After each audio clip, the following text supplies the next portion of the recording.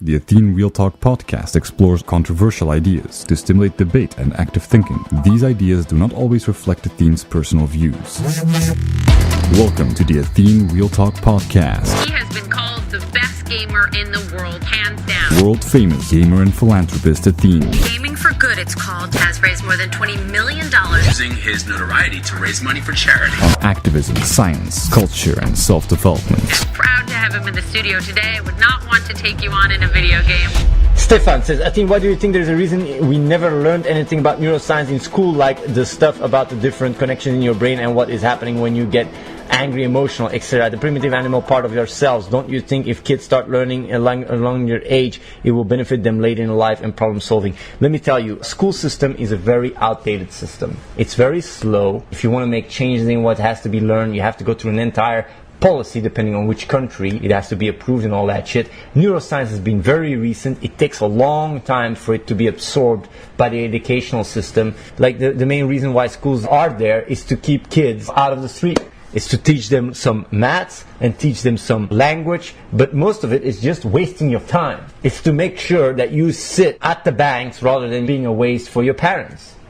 School is a really nice system in that regards. You put your kids there and you don't have to deal with them. Free daycare? Is that what they call it? School could be so much better. Man, I've had, mainly when I was younger, I had endless days and hours where I thought, why the fuck do I have to do this? The problem is the school, and I had checked like last time if it's still like that and still like that, a lot is based on parroting. Like parroting, like a parrot, you gotta learn shit for an exam and then you literally forgot it the next day. It is just mental torture for nothing. For fucking nothing. It's stupid and dumb. If I would go back to school tomorrow, I wouldn't be able to do it anymore. I wouldn't be able to parrot. I would say, fuck you, fuck you, fuck you, fuck you. I don't want to parrot this bullshit because this is just bullshit. I'd rather just go and read important stuff and learn about the world or learn really about history. Like they iconize mass murderers. Napoleon was a fucking hero. It was a fucking mass murderer. Like history that we read is so biased as fuck. And they don't teach you that. They didn't teach me that my king was one of the biggest mass murderers in the history, killing people in Congo, cutting their hands off. We didn't learn that in school. I learned that afterwards when I was reading Wikipedia. And then I go like, why did I have to learn from all the kings? And the kings and the kings. It's propaganda. Special Gamer says, good point, Athene. YouTube and Wiki all day. Fuck what psychology is telling. No. YouTube and Wikipedia, you can learn about psychology. Right? Psychology is a really good scientific branch, in my opinion. I love psychology. But the problem is, if you go to university and you study psychology, it's different. They don't really teach you psychology. Most of the time, they're just teaching you bullshit and parroting. That's the problem. That's what I hate about it. They don't teach you how to be open-minded. If you have a different idea or a different thought, you just won't get the grade. That's what I hate about the educational system. They don't teach you how to think for yourself. They teach you how to think like the professor thinks. And if you don't think like him, you will sink. Hippieham, Athene. Hey Athene, when I do research for papers I write, my teachers say to never use the wiki, but you say you always use it and it's a good place to learn. I'm confused about this. Let me tell you something. If teachers would say you can use wiki, they would be out of a job.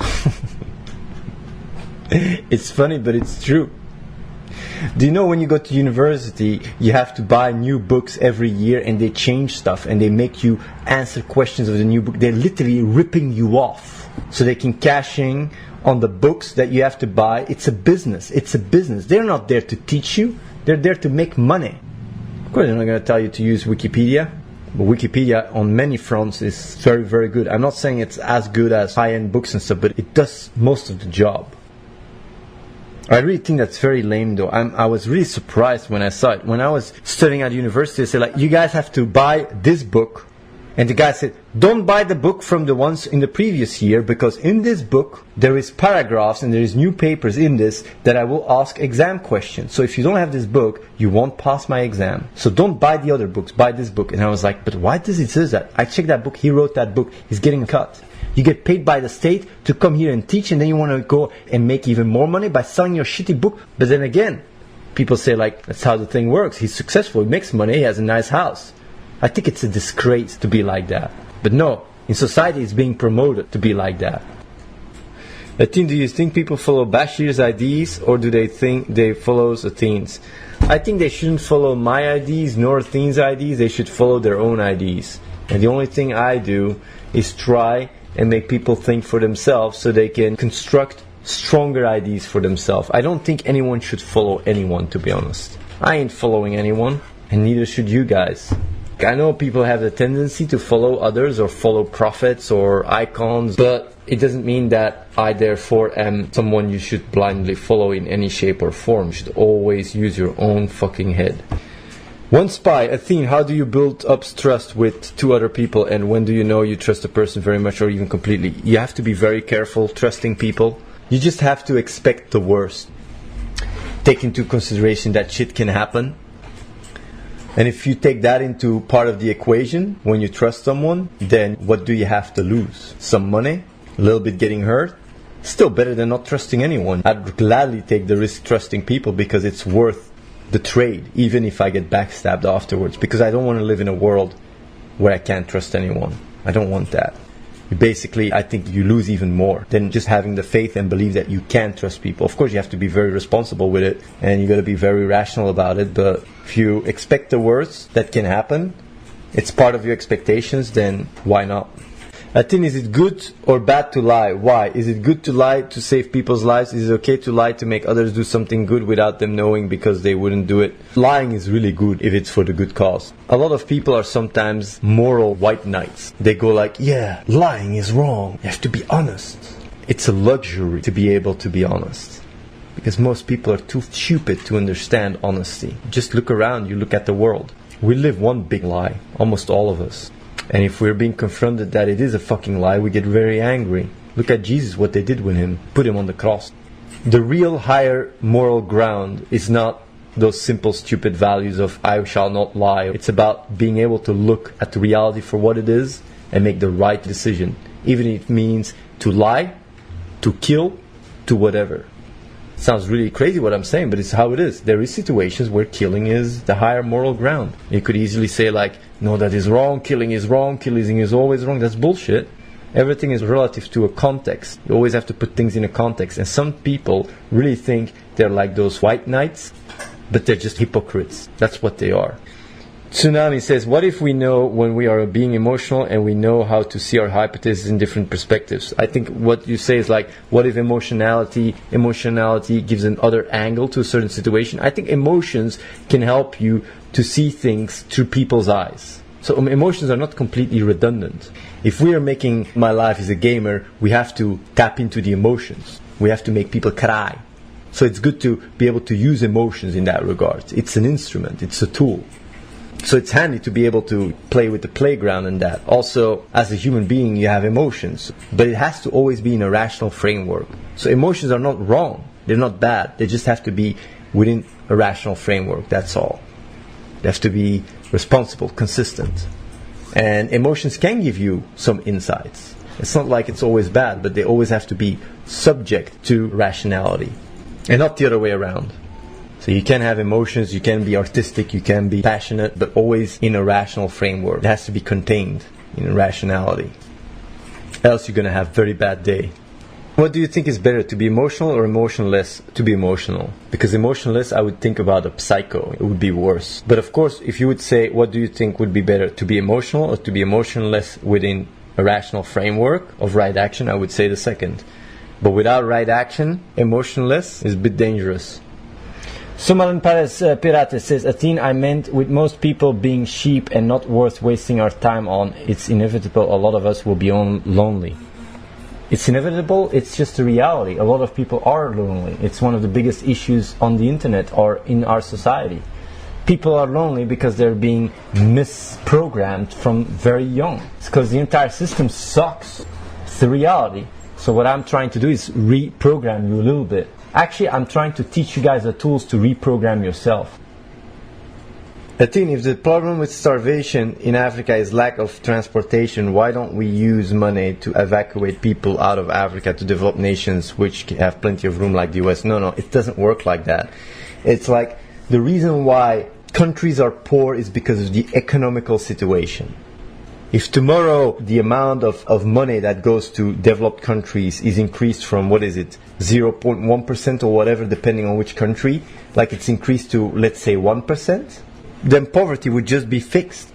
But still already quite some stuff is being done that is good, but it's still like a lot of greed and ignorance. Like people would actually go and complain about a cut going to third world countries, like even in Belgium. Even in Belgium, when it comes down to helping other countries, they go like, yeah, why not first help your own country? As if your own country needs any help. Homeless lives like a king compared to people there. People are so ignorant. Same with the boats with immigrants. So many people say like, yeah, send them back. They're just coming and leeching. It's insane. I think you should read Feynman's biography. Surely you're joking, Mr. Feynman. I really like Feynman. And I've said it before, I think there should be more Feynmans and more Carl Sagans. I really think there should be more than that. Science should be something that people really are inspired by. It should be something that people are passionate about.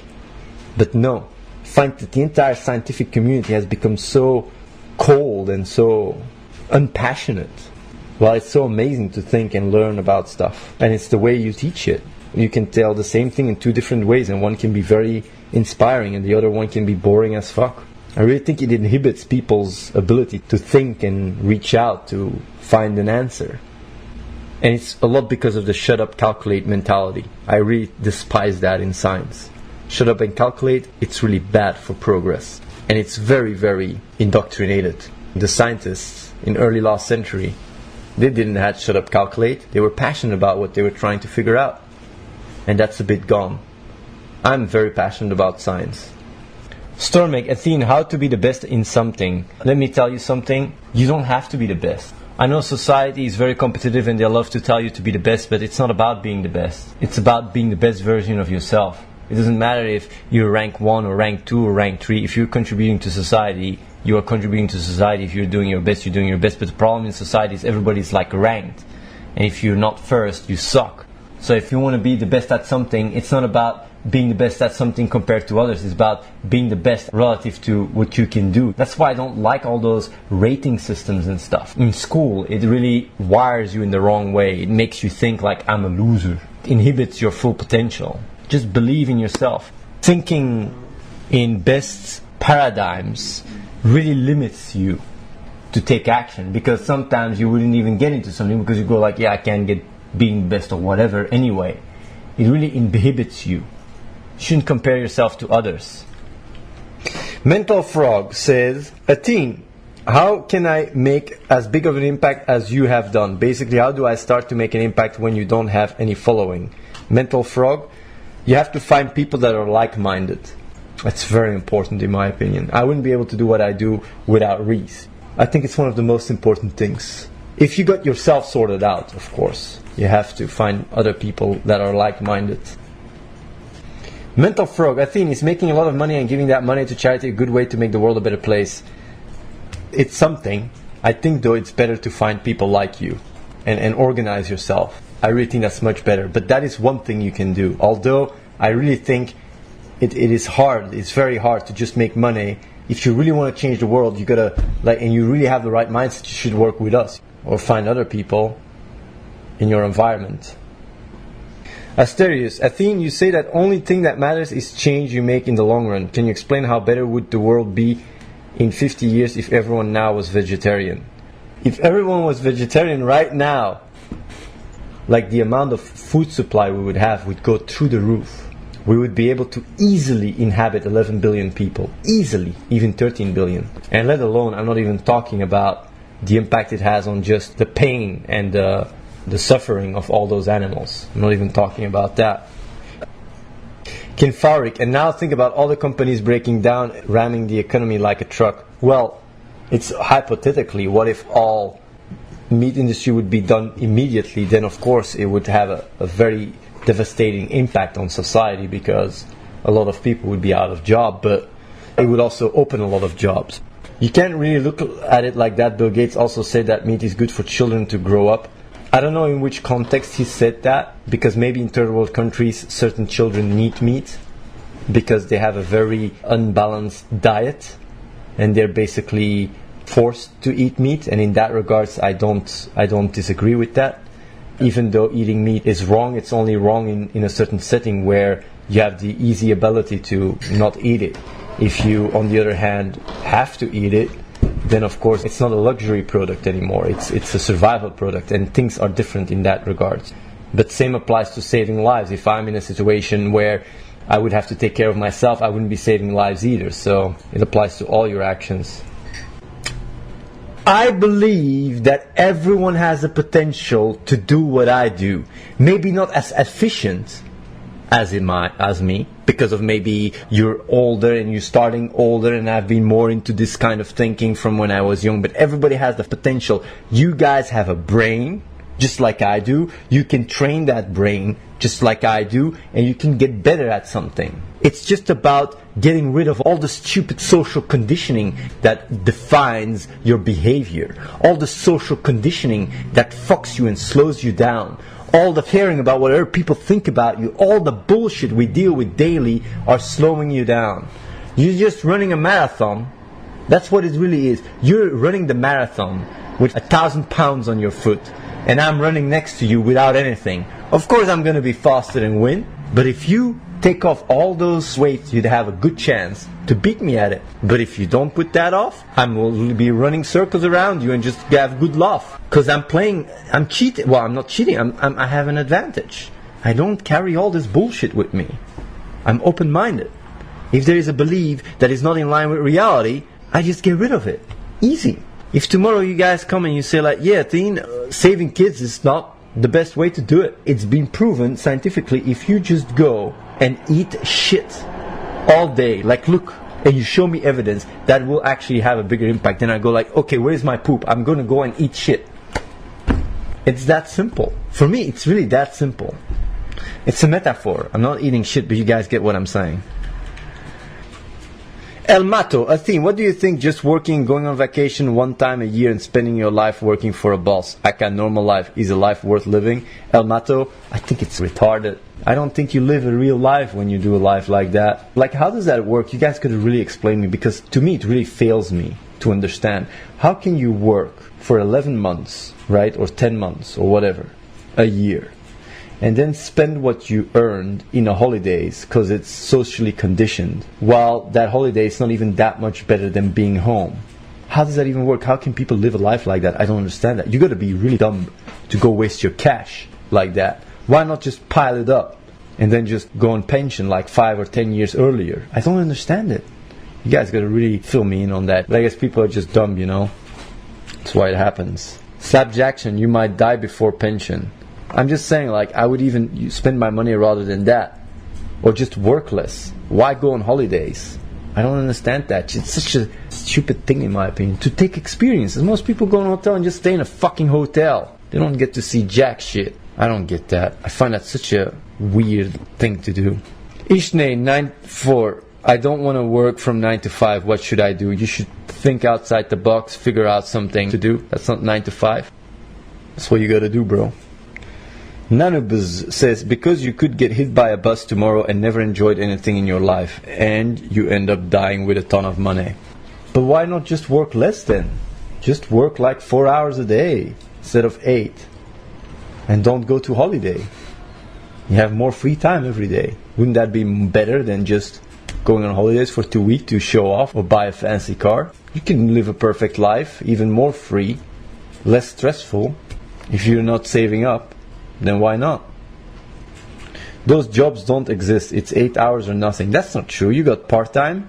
Karalash, Athene, it's a reason to work, something to look out to. Well, that's already a bad thing. You shouldn't look out to something else to be different than your life. Then you have to change your life. Your life should be what you look out to at every single moment. You should turn your passion into your living.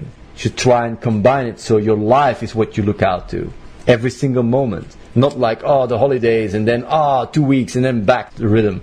I wouldn't be able to wrap my head around that. I wouldn't want to live a life like that. Certainly if I have a choice, and you guys have a choice. Almost every old guy, if you ask, what did you regret from when you grew up? I worked too much. El Mato, how can I find a passion? You don't have to find a passion. Just gotta use your brain. For me, it's very simple. Your passion of making a difference in the world. Meaning something. Purpose. My passion is just in line with my purpose. And my purpose is not selfish. It's to help others. It's to help move forwards. Azermo, Athene, some people always say that you have a choice of having no job and still making money, but many people don't have any talent to do something like that. Azermo, that's why what I would do is I would work. In that situation, I would work. I wouldn't go on holiday or whatever. I would just pile up money, and then I would be free for a while to figure out what I can do. Can I change the world by joining a charity organization? El Mato? Yeah, you can make a difference like that. But I do think if you really want to make the biggest impact in the world, you got to find people that are like-minded as you. I really think so.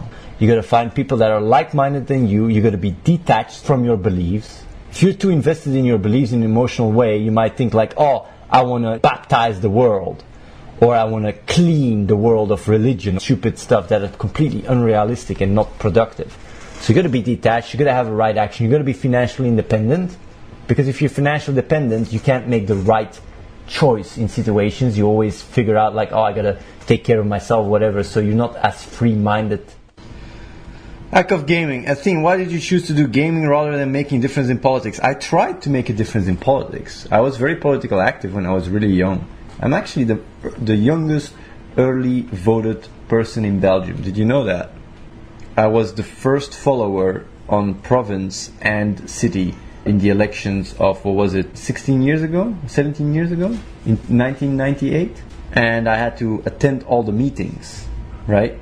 Because I was the first follower. If someone would fall sick or whatever, I had to jump in. And man, I can tell you, I'm really happy I got that experience when I was 18, because I knew this is not how to change the world. It's a corrupt little piece of shit where everybody just cares about money. Money and positions. That's it. They don't give a shit about you. Very little. Very little. It's all politics. The funny thing is, when you hear about politics, you always hear that stereotype of people just caring about themselves and not giving a shit. And you think like, when you go into politics, you think like, man, this is not correct. The funny thing is like the people that work, right? Like the bottom layer, the cavalry or whatever you want to call it. They're there because they believe in something. But once you start climbing up the ladder, it gets more and more dirty. And when I was sitting there at the table where the decisions were made, I can tell you it was a pile of shit. And I don't know if I'm generalizing. Maybe there was other parties where it wasn't like that. But I was in the Green Party, which was one of the most progressive parties out there.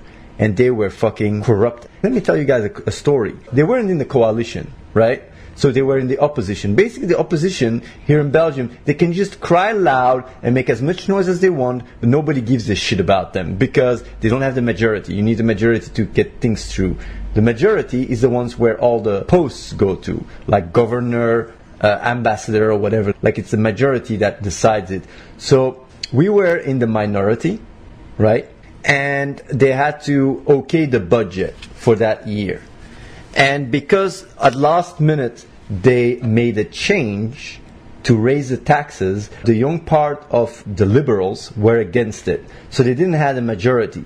So what happened is they need to find the majority in other parties. They have to find it in the minority. It doesn't happen that often. It happens rarely. Either way, we were sitting around the table and they were like, they're going to reach out to us. And the funny thing is, a week before, we had another meeting, or was it a month before, where they were talking about what governors were getting. Governors get a Mercedes, and how it was really like all outrageous, and they get a fat paycheck, and I was like, damn son, yeah, that's really bad, that's really bad. I was really like, yeah man, this is really dirty shit. I mean, they get like a driver, and they get this, and they get that, and they get like fat cash. And most of them, we were also talking about that a government position is more like the way out. It's pension in politics. They just take people that are retiring. It's like a retiring job. For people that do a good job in politics, they just get governor. And they don't even have to know shit. So like the month after, when they were really not finding a majority, they knew they were going to go and reach out to them. So they were like discussing what they were going to do. And the thing is, they were first really breaking down the deal. They said like the budget is not good, and this is not good, and that is not good. You know, the minority loves to talk smack. And then they heard about they not have enough votes, and they were then discussing like, yeah, what deal are we going to cut to vote okay? They had to discuss it, right? Because if they get approached, do they just say flat out, go suck a dick, or do they compromise? And then they discussed and they said like, yeah, let's compromise. And I was like, okay, what is a compromise? And then the leader of the group, the chairman of the Green Party for the province it was, said, you know what, if they give me governor, we go for it. And I'm like, what? And everybody's like, yeah, okay, that's good, you get governor, and then we just vote for it. And I'm like, but last month you guys said it was all, they said like, yeah, but it's compromise, you got to make compromises. But I said like, you're selling out, right? I mean, no. It's just, if you want to make a difference in the world, you always have to make sacrifices with your ideals. And I was like, damn shit, son. The funny thing is, they got backstabbed by another party that was in the minority that gave them a better deal, a cheaper deal, that didn't even want governor. They just wanted a smaller position. So that's what happened. That's my experience when I was an 18-year-old, nice idealist, sitting there around the table. I lost my virginity there, like my idealistic virginity. I lost it. So since then I was like, fuck this shit, I'm not doing politics anymore. Not like this. King Keopa says, Athene, I find life boring and it's giving me trouble to succeed. Can you help give me a perspective to enjoy life for what it's worth? Maybe it's because I feel like I have no purpose in this world, but even then, if I did have purpose, I feel like it wouldn't even matter because the impact would be insignificant, so why even bother? King Koopa, what is insignificant? If you make someone smile, or if you, like, for example, support a charity and that money goes and gives a child education, or it gives a newborn the ability to not die from diarrhea, is that a small impact? $20 spent well can have a bigger impact than what certain people have achieved in their entire life. So you can't say that your impact is insignificant. Purpose is very important in life. I would go as far as saying like purpose is life. And the reason why you don't feel well is because you don't have purpose, because you don't know it. And I can't even blame you. Society is fucking shit. They don't teach you how to have purpose in life. They teach you how to make money and how to compete and how to eat each other and how to not trust anyone and how to make more money and how to spend money. They don't teach you about purpose, about life, about why we're here, about evolution, about biology. They don't teach you how you work your brain. No, the opposite. They indoctrinate you with wrong ideas. They take you away from what you are. They make you concerned about things that do not even exist. You carry the past as a baggage every day. They judge you on it. They treat you like it. While the real potential of people is right now. It's not yesterday or last year. It's right now. Your decisions, your actions. And if you make them value, if you make them count, you can achieve so much yourself and your environment. You can help people so much. Thing that is worth living for. That is what life is about. Life is not about you. And everybody says life is about you. It's about being happy. Life is about what you are. And what you are is not the you that people label on you. It's much more complex than that. Your environment is part of what you are. You can't just draw imaginary borders and say, I am Athene, for example. I'm Bashir, and Bashir is this and that. That's just bullshit. I'm my environment. I'm my family. I'm my friends. I'm my actions. I'm what I see. I'm what I breathe. It's much more complex than just a name and a label. Consciousness makes up of all the activity in your brain that brings about what you are right now. And that is not just an idea of this is who I am. No, it's also what you see. It's what your senses give you. It's a collective, and your environment is part of that. And if you realize that, if you start to be able to like get rid of all those stupid, shitty, primitive labels that are just indoctrinated, you're really free. You're much more free. You can start thinking open-minded and start realizing like, what am I doing with my life? So I don't even blame you. I don't even blame people that are depressed or people that are acting stupid. It's not your fucking fault. You just didn't know any better. I don't even blame you, man. If you have been designed and grown up and cultivated and programmed to be like that, you just don't know any better. While you grow up and you become more aware, you can start wondering like, hey, I remember that fucking Athene guy. Maybe he had a point. Maybe you look things up, you read. Because at the end of the day, what I want to do is I want to stimulate people to think for themselves, to look at things, not even the way I do. If I say something, if I give an idea, you don't have to agree with it. Just think about it. Don't follow what I do. Just think about it. Expand your awareness. Learn. Subscribe to youtube.com/AtheneWins. Watch the live stream at twitch.tv/AtheneLive and follow the real Athene on Snapchat.